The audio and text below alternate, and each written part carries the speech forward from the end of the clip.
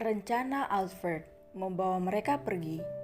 Alfred membawa Emily ke suatu tempat, yaitu tempat yang tak mudah ditemukan oleh putranya. Dia berniat ingin menyadarkan putranya dari kesalahannya. Emily setuju, mereka memang memiliki maksud yang berbeda. Alfred ingin Gilbert sadar akan kesalahannya yang selalu menyalahkan istrinya, sedangkan Emily ingin menghindari dari Nyonya Samantha. "Kita akan kemana, Dad?" tanya Emily. "Di tempat yang aman yang pasti di sana kamu tidak merasa tertekan. Untuk sementara sampai Daddy mencari tahu apa yang sebenarnya terjadi," jawab Alfred yang tengah menyetir. Emily mengangguk, dia menatap Repin yang tengah menatap jalanan dengan tatapan berbinar. Putranya sangat senang diajak jalan dan melihat padatnya kendaraan. "Kita mau pulang, Buna?" tanya Repin.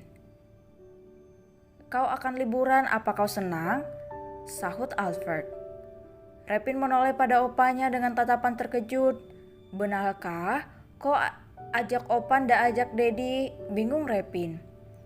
"Opa hanya mengantar saja, kau akan liburan bersama Bunda," jelas Alfred.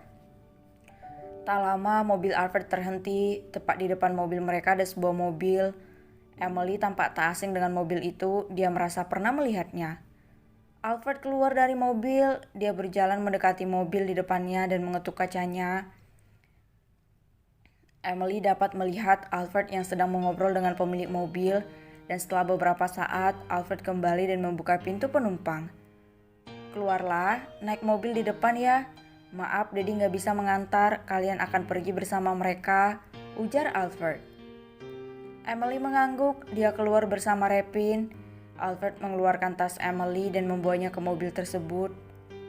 "Buka saja, Daddy taruh tasmu dulu di bagasi," titah Alfred. Emily mengangguk, dia membuka pintu penumpang. Dia sedikit menundukkan kepalanya, netranya membuka saat melihat siapa yang berada di dalam mobil.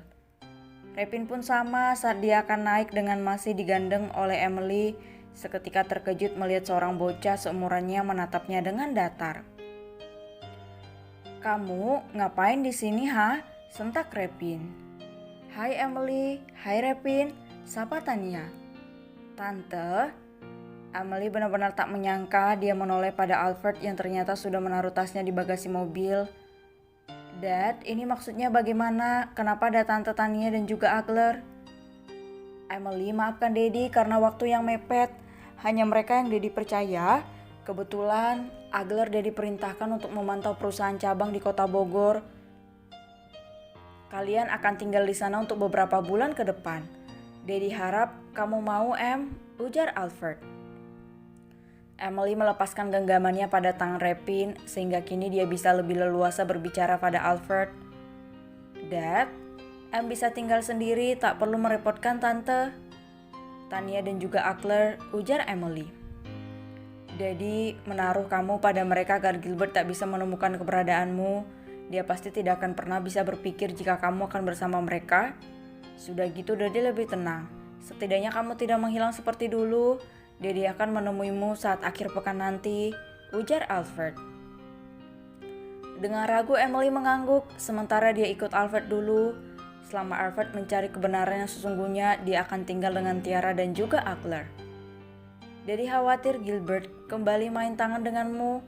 Selain itu, Daddy ingin mencari tahu dulu tentang apa yang terjadi 5 tahun yang lalu. Benarkah jika Eyang mengusirmu dengan mengancam akan menggugurkan Repin? Maaf, bukan Daddy meragukanmu, tapi ada bukti, itu yang lebih penting," ujar Alfred.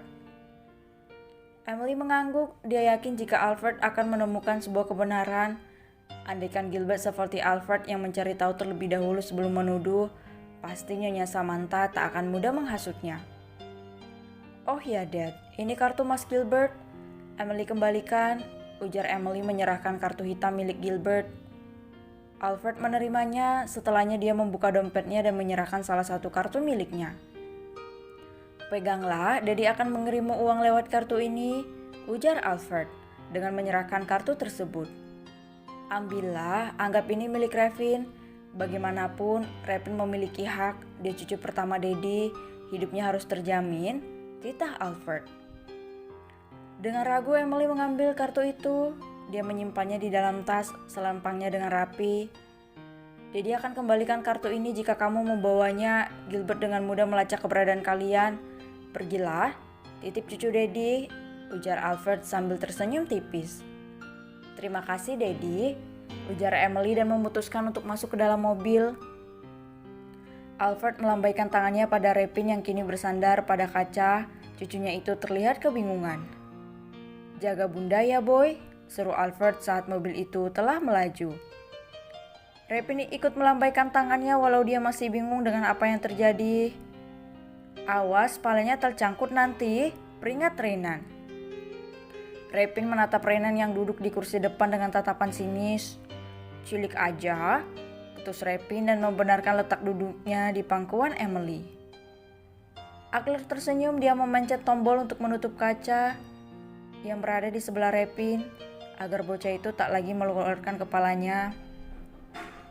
Ih, ketutup cendili, seru Revin dengan tatapan berbinar. Katlu banget sih, itu papa yang pencet dari sini. Ndak pernah naik mobil mahal ya? Seru Renan dengan kata pedasnya. Revin melototkan matanya, dia berdiri dan menarik kerah belakang baju Renan dengan kesal. Ndak copan ya? Omongannya ndak sopan, nanti lapolin polisi mau, ha? Biar dijahit mulutnya sekalian. Sedangkan di rumah sakit, Hana tengah menunggu Gilbert sadar, begitu pula dengan Nyonya Samantha. Mereka berdua sama-sama menjaga Gilbert tanpa tahu apa yang Alfred dan Emily rencanakan. Ceklek, atensi mereka beralih pada pintu yang terbuka. Melihat sang suami yang masuk membuat Hana segera berdiri. Loh mas, kamu kesini sendiri? Tanya Hana dengan bingung. Memangnya sama siapa lagi? Danjel aku suruh ke perusahaan buat mantau karena Gilbert sedang di sini, ujar Alfred dengan santai agar tidak menimbulkan kecurigaan. Hana berjalan mendekat. Memang tak ada orang setelah suaminya itu. Itu artinya menantunya dan cucunya tidak datang ke rumah sakit. Emily gak datang mas, apa dia masih marah? Bingung Hana.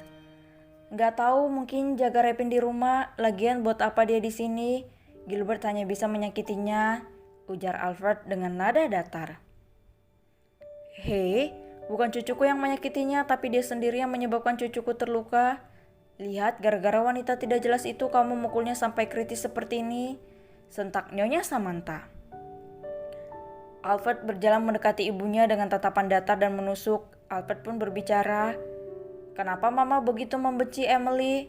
Aku curiga apakah benar jika mama yang menyuruh Emily pergi?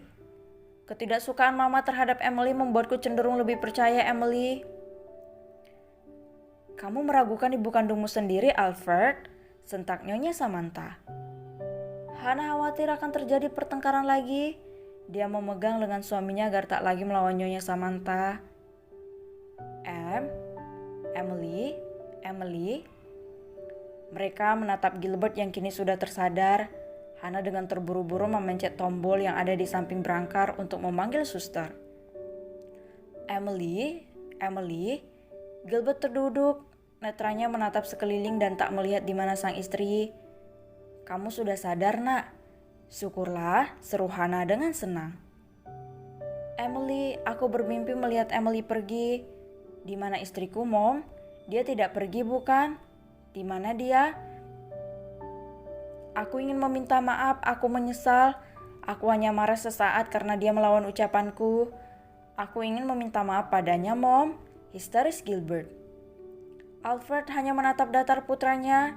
Jikapun Gilbert kembali histeris dan harus meminum obatnya, dia tak khawatir. Alfred lebih khawatir dengan kesehatan mental menantu serta cucunya. Semoga dengan ini aku bisa menemukan kebenaran. Jika memang mama dalang dari semuanya, apakah bisa aku mencurigai mama yang membuat Leah jatuh? Batin Alfred.